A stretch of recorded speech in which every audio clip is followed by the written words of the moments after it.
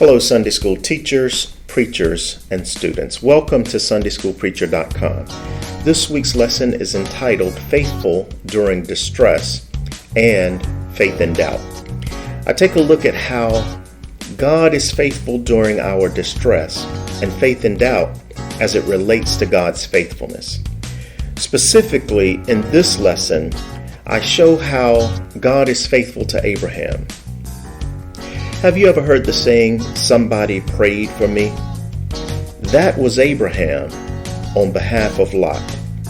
If it were not for Abraham, Lot and his family would have perished along with everyone else in Sodom and Gomorrah. In this lesson, God is faithful to Abraham and merciful and compassionate to Lot and his family. In this lesson, I focus on how hospitality is an important and central theme in the text. That's really important because so many people focus on the homosexuality in this text. Homosexuality isn't the central issue. Although Lot shows hospitality to the angels, there's little else, in my view, nothing else, to give him credit for. In fact, given Lot's offer of his own daughters to the men of the city, in my view, Lot was just as guilty of the same violence as the Sodomites. The cities of Sodom and Gomorrah would be destroyed because God heard the outcry of their collective violence and inhospitality and the violence with which they treated aliens in their midst. Lot was saved not because of his own actions, but because Abraham intervened, interceded, and pleaded on his behalf. I like how Townsend's commentary explains, with Lot's rescue, the emphasis is on God's compassion. Lot acknowledged that he was saved because he had found favor in God's sight. And this is also true for us. If it had not been for the Lord who was on our side, where would we be? If you have or had praying parents, grandparents, or aunts or uncles, perhaps you too can identify with Lot. If it had not been for God on our side, where would we be? In this first lesson of the new school year, our focus has transitioned from covenants to demonstrating how God is faithful. The focus of this week's lesson is faithful during distress and faith in doubt. It's Abraham's faith that's highlighted, and we see Lot's doubt as he hesitates to leave a city soon to be destroyed. Some of the ideas surrounding this week's text include the terms faithfulness, hospitality, and angels. Now, if you have Wi-Fi in your church Sunday school classroom or wherever you share this lesson, this channel is a good way to teach and discuss this week's lesson. With Wi-Fi, you can start and stop the lesson when and where you want to for discussion. What I provide is a concise overview of background, context, characters, themes, and topics that gets to the point, saves you time, and enhances your own teaching and study. If that's what you're looking for, you're in the right place. But the only way I know this is important, this is helpful, is if you subscribe, click the like button, or say so in the comments. So please subscribe, like, comment, and then click the notifications bell so you'll be notified as soon as I upload next week's lesson. So with that said, welcome again to SundaySchoolPreacher.com. And let's go to work. First, we'll look at the background for today's text. This first lesson of the fall quarter and the new school Sunday school year comes from the book of Genesis. Genesis is a book of beginnings. It speaks to the creation of the world, the fall of humanity, the great floods, and establishment of nations.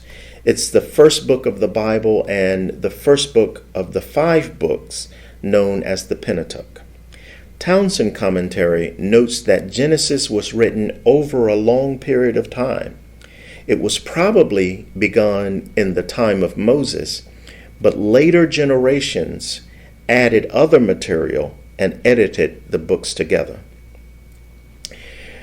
The book probably reached its final form around the time of Solomon, which would be 970 to 930 before Christ. The New Interpreter Study Bible also notes that Genesis contains narratives from three authors or three different traditions. One would be the Yahwist, the second would be the Elohist, and the third would be the priestly writer. These distinct traditions were woven together in the way that they appear today by a later editor or by the latest author, which would be the priestly writer.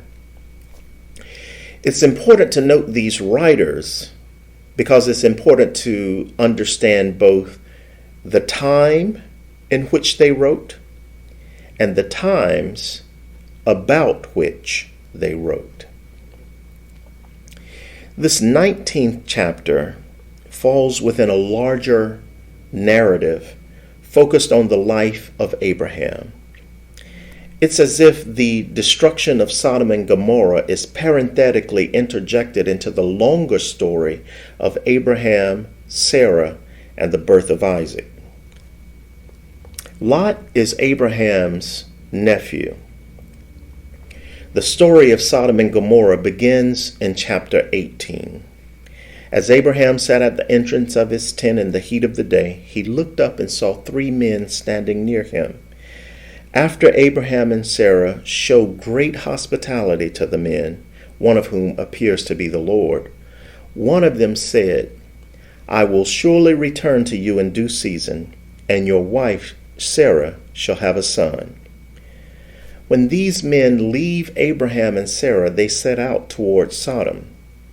At this point, the Lord said, "Shall I hide from Abraham what I'm about to do, seeing that Abraham shall become a great and mighty nation, and all the nations of the earth shall be blessed in him?" After the Lord decides to reveal the plan, Abraham and the Lord engage in a philosophical discussion. Abraham questions the Lord's plan, asking, "Will you indeed sweep away the righteous with the wicked? Suppose there are 50 righteous within the city. Will you then sweep away the place and not forgive it for the 50 righteous who are in it? Far be it from you to do such a thing, to slay the righteous with the wicked, so that the righteous fare as the wicked. Far be that from you. Shall not the judge of all the earth do what is just?" Abraham pleads his case for the righteous in Sodom.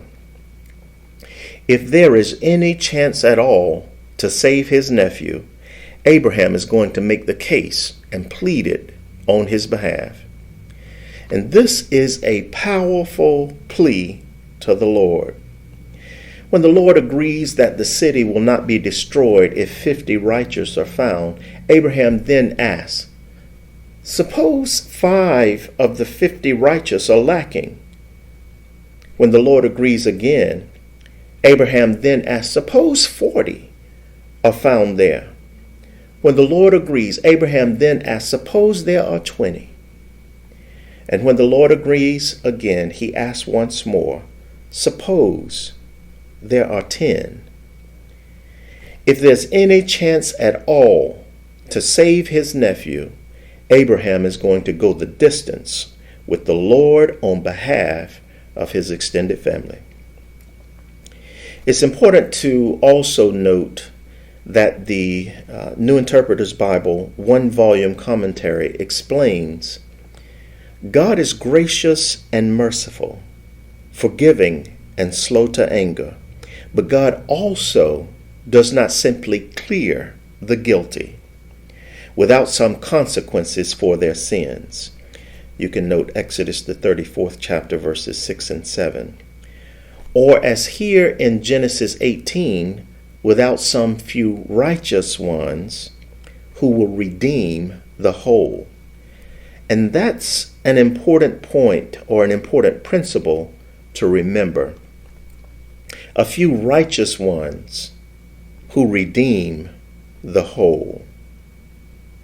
If there are 10 righteous in the city, God will stay God's judgment. But of course, in this story, 10 cannot be found. That principle of a few righteous ones who redeem the whole, that principle applies to us through Jesus Christ. Jesus is our righteousness.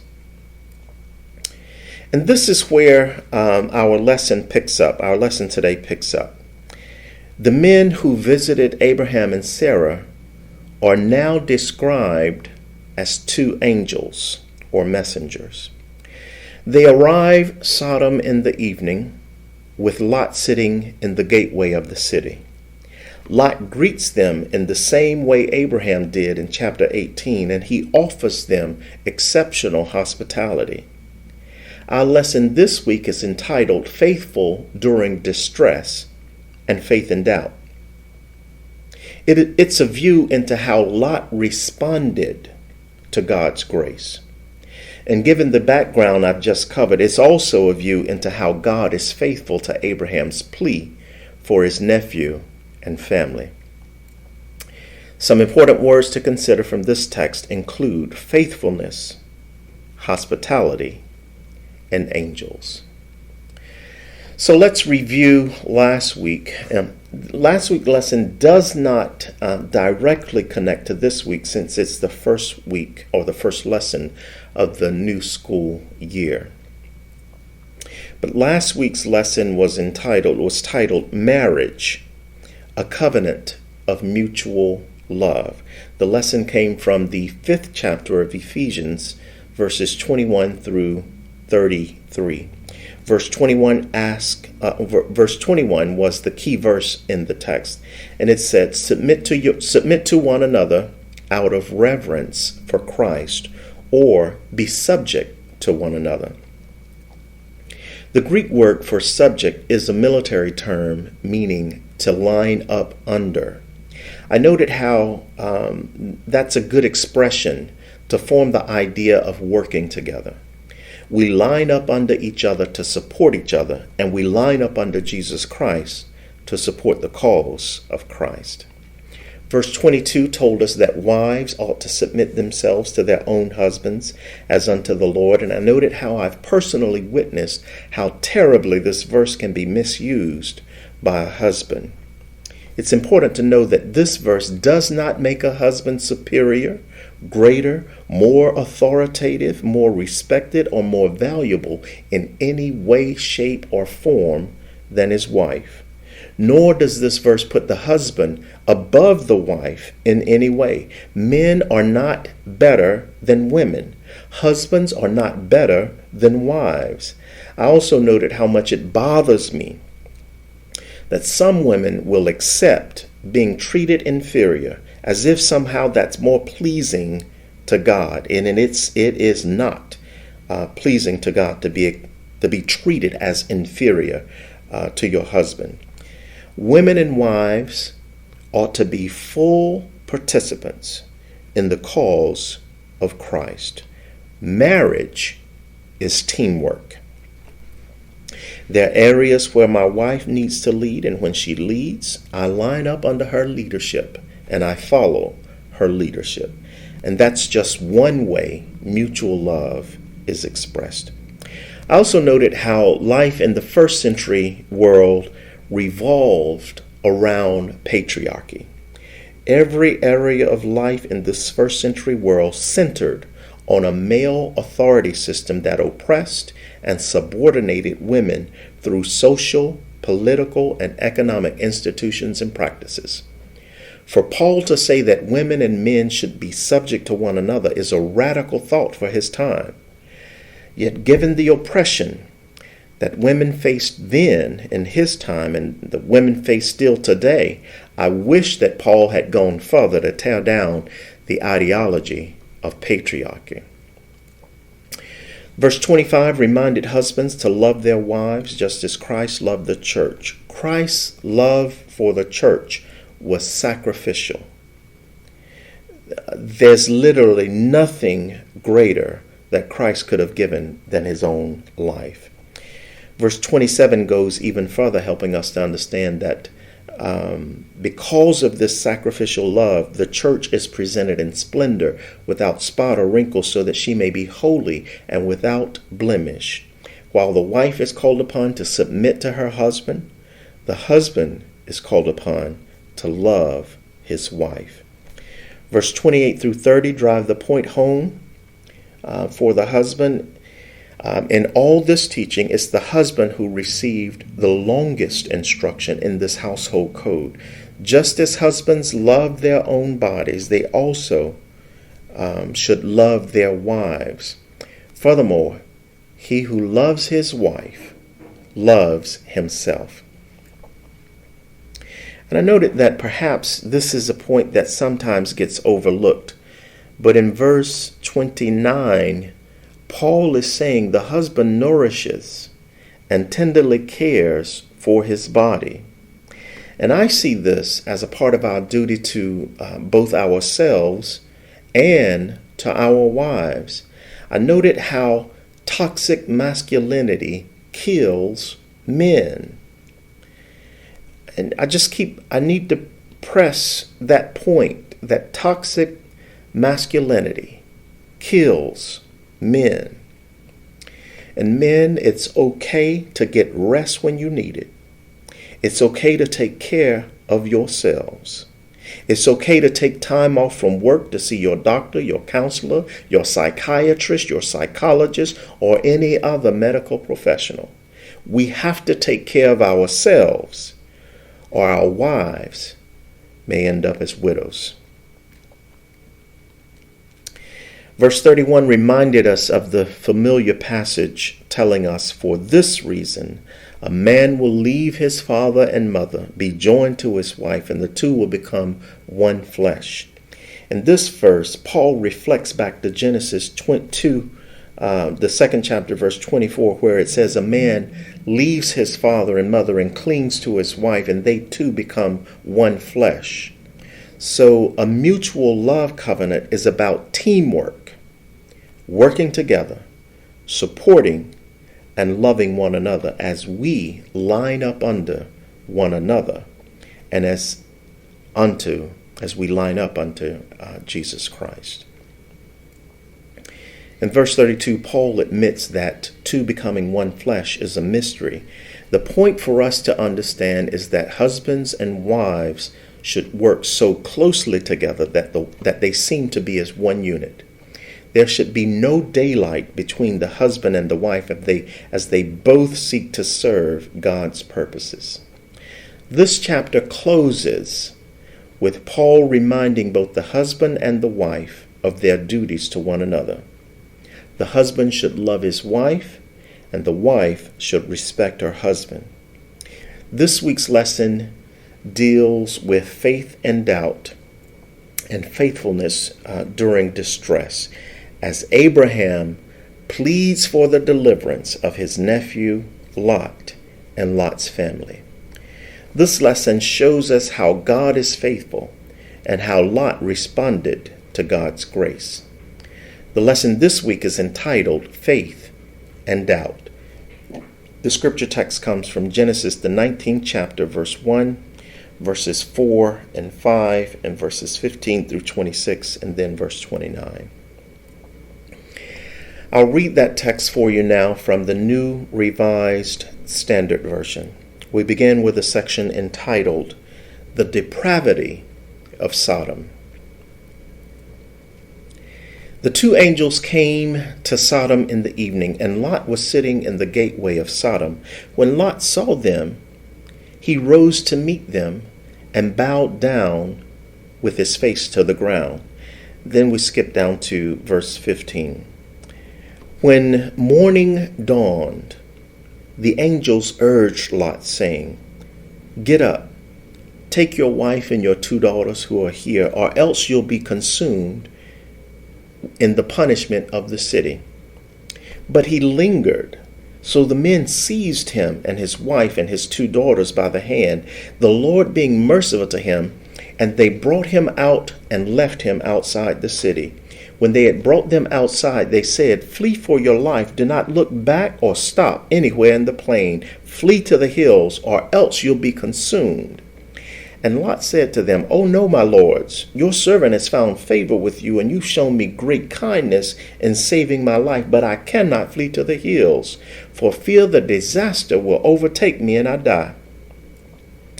Look, that city is near enough to flee to, and it's a little one. Let me escape there. Is it not a little one? And my life will be saved."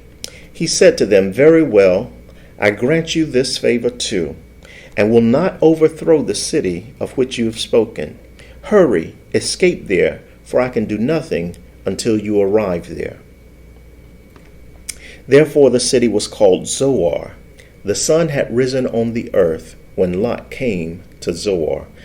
Then the Lord rained on Sodom and Gomorrah sulfur and fire from the Lord out of heaven. And he overthrew the cities and all the plain and all the inhabitants of the cities, what grew on the ground.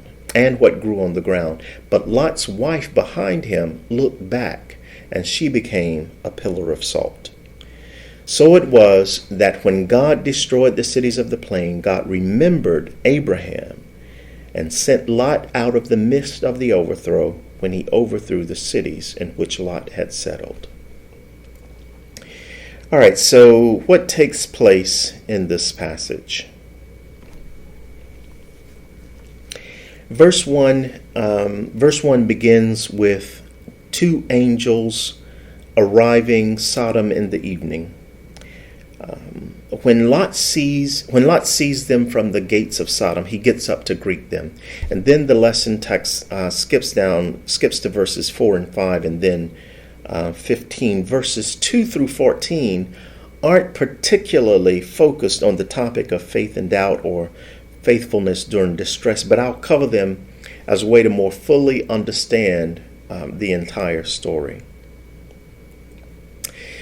In verses 2 and 3, Lot invites these travelers to spend the night at his house, where he shows them great hospitality by providing shelter and making them a feast.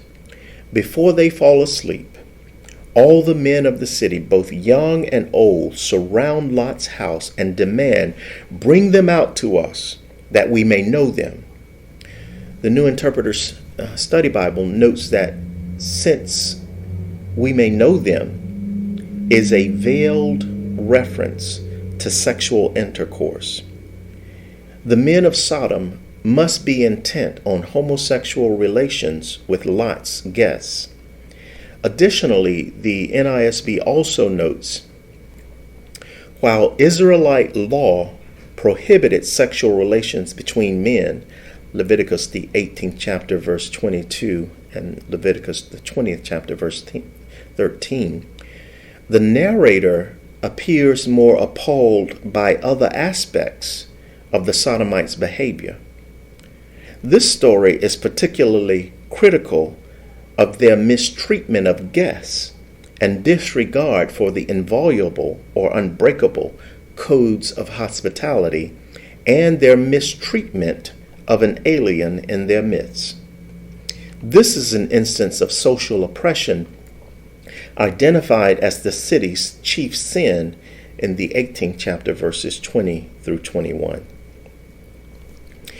So this is a story focused on the punishment of Sodom and Gomorrah because of inhospitality towards its guests, as well as its violence toward aliens in their midst. The men of Sodom were evidently seeking to gang rape these guests. And for these transgressions, God would destroy this city. The New Interpreter's Bible, one-volume commentary, notes that the obligation to extend generous hospitality to vulnerable strangers is deeply rooted in Israelite law. You can see Exodus the 22nd chapter, verse 21, Exodus the 23rd chapter, verse 9, Leviticus 19:33, Leviticus 23:22, Deuteronomy 10:19, and 24:17 through 21. Additionally, it also notes their intention to have sexual relations with these strangers. It also notes that their intention to have sexual relations with these strangers signals their intention to commit the violent act of male rape, a technique of humiliation and torture of vulnerable people, both men and women. The wickedness of Sodom here is not homosexuality. Sodom's sin is the lack of hospitality and the threatened violence by heterosexual men against vulnerable people in the community, those considered aliens and strangers in their midst. Again, this text is not primarily focused on homosexuality, but more so the violence and inhospitality. Ezekiel, the 16th chapter, verses 48 through 50, explains the sin of Sodom.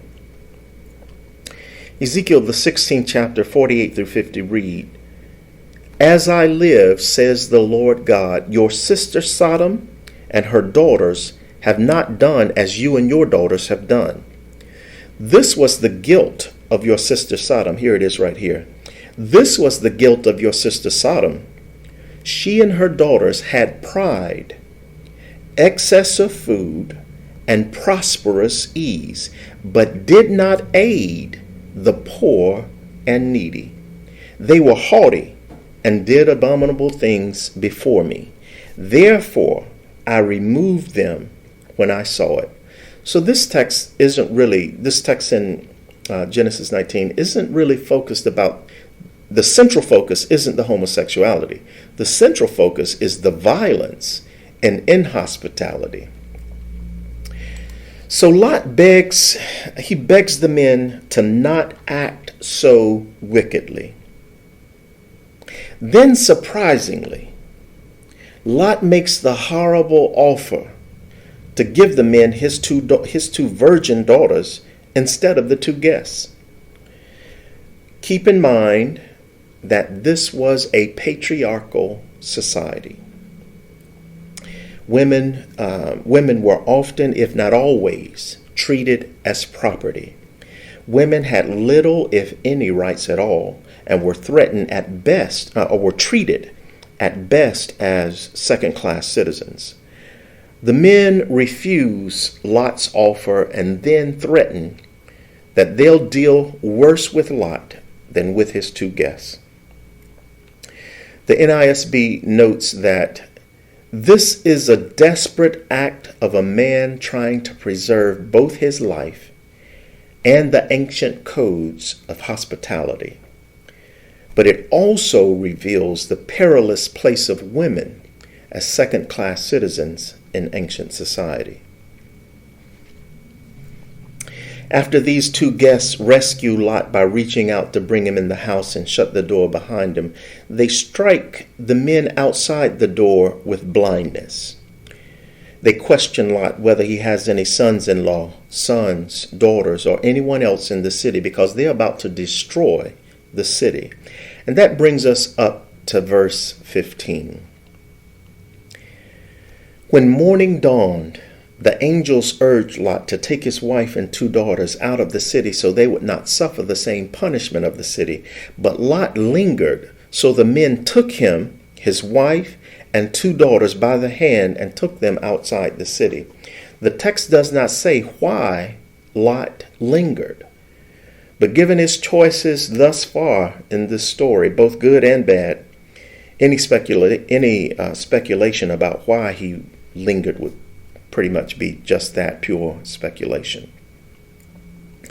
Verse 17 tells us, when they brought them outside, they said, "Flee for your life. Do not look back or stop anywhere in the plain. Flee to the hills, or else you'll be consumed." These guests are intent on sparing Lot and his family. They made sure Lot and his family got out of the city, and then gave him instructions to include not looking back in order to avoid the coming destruction. Verses 18 and 19 show Lot's gratefulness, but they also show his doubt that he could make it to the hills. Lot had already lingered coming out of the city. Now he knows he must flee and cannot look back at the destruction that would rain down on the city in which he had lived. In verse 20, Lot offers an alternative. Instead of fleeing to the hills, he asks to flee instead to a nearby small city. Lot believes he can make it to the nearby city, and there his life would be spared. In verse 21, the angel says to Lot, "Very well, I grant you this favor too, and will not overthrow the city of which you have spoken." The angels have indeed been gracious to Lot. Instead of destroying the city upon their arrival, they lodged with Lot and ate a meal with him. Then they protected Lot from the men of the city. Then they seized Lot and brought him out and his family outside the gates of the city. And now they grant him this additional favor to go to a small city nearby. God's compassion and mercy toward Lot has been on display throughout this story.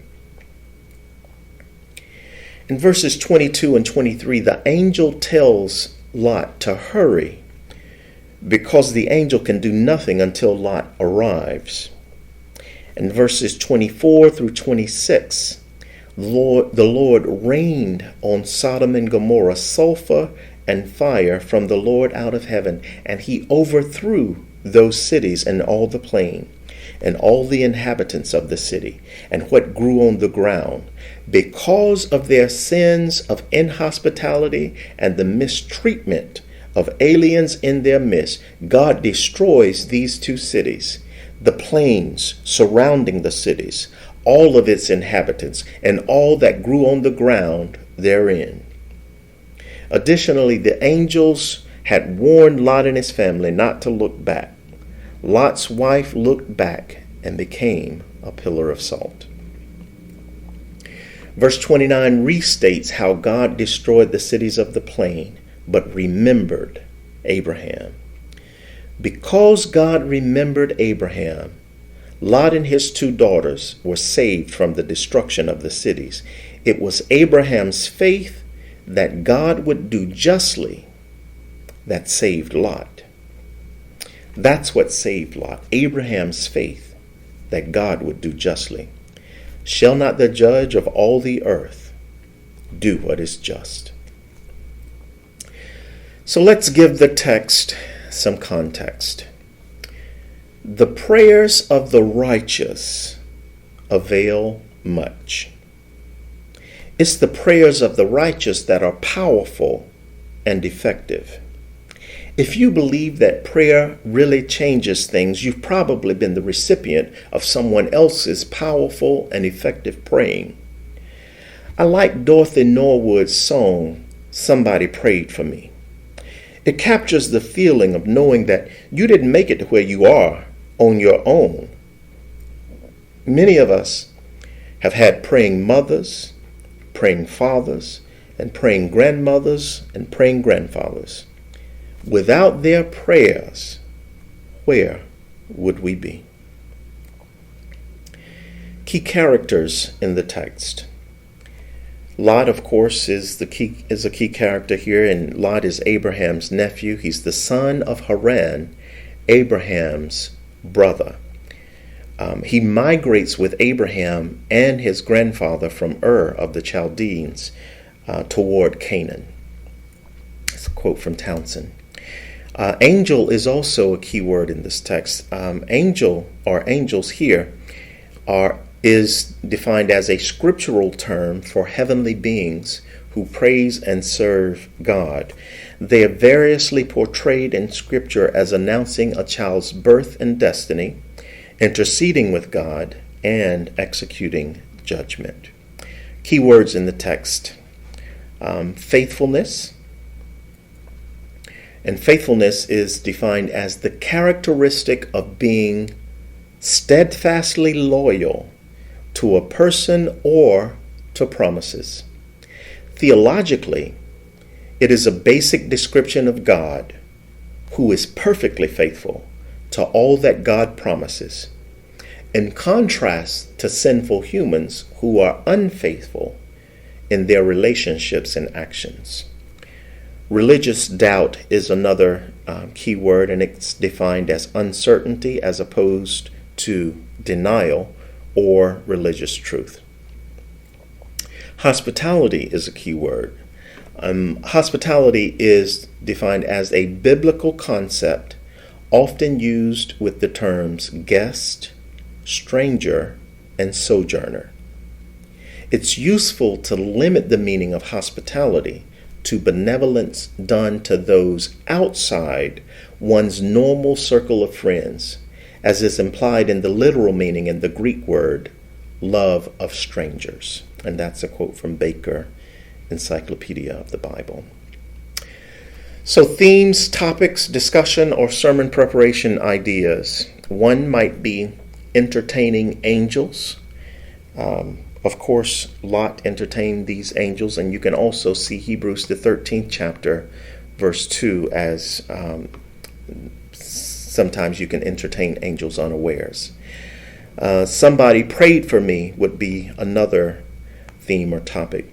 And you can note how Abraham was pleading with the Lord for Lot. Somebody prayed for me. Questions that you might ask your listeners. Lot showed hospitality to the men when they arrived at the gates of Sodom. Why is hospitality so important? And then a second question might be, if the assault on the angels had succeeded, the result could only be described as gang rape, not a private act. This presents the sins of Sodom more as social than individual, something that characterizes the entire city, not just a person. That's a quote from Townsend. Discuss the depth of Sodom's inhospitality. And a concluding thought. It was the prayers of Abraham that saved Lot and his family. It can be argued that on his own merit, Lot was not worthy of the deliverance he received. Having said that, it can be argued that I'm not worthy of my own deliverance either. I'm reminded of the African Bantu term, Ubuntu. It means I am because we are. In other words, I exist because we exist together. Somebody prayed for me. I am who I am because of the answered prayers of those who prayed for me. In our praying, let's remember to pray for others. And a preview of next week's lesson. Next week, the lesson comes from the book of 1 Samuel. In this second lesson of the 5, exploring how God is faithful, we see God granting Hannah the son she prayed for. The lesson is entitled, God Answers Prayer. Thank you for joining me on this journey. I am Reverend Dexter Alexander, and you've been listening to SundaySchoolPreacher.com. The only way I know this is helpful is if you subscribe, click the like button, or say so in the comments. Please also click the notifications bell so you'll be notified as soon as I upload next week's lesson. And if you don't mind, please share this site with other Sunday school teachers, preachers, and students. Thank you, and may God bless you real good.